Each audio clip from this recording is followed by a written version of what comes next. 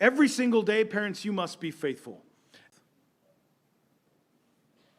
Oh, if you want stability in a constantly shifting world, if you want strength when the pressures of this world come for you and for your family, then stand on God's word and do not move. Again, please, families, hear this challenge. Stop assuming that just because you believed something when you were a child, or it's something you learned in Sunday school, or something you have understood from God's word, that your children will believe it despite all the pressures of this world, just because they grew up in your house.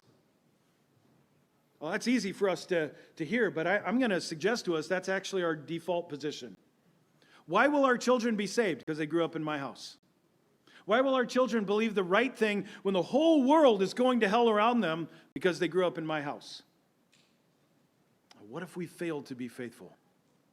What if we failed to point them not to our ideas and our culture, our traditions, but God's word, God's unchanging, inerrant word? Oh, then we've sent them out with no foundation at all. Every single day, parents, you must be faithful. Every single day, grandparents, you must be faithful to pour God's word, to pour the gospel into your children. If you're not being faithful. Don't let this world steal your children because we failed to be faithful. And by the way, even when you are faithful, salvation belongs to the Lord. Salvation belongs to the Lord. And therefore, let us be found faithful. It's not the method or the means of teaching God's word that it's important, but the conviction and commitment and consistency that says, oh, get this, parents.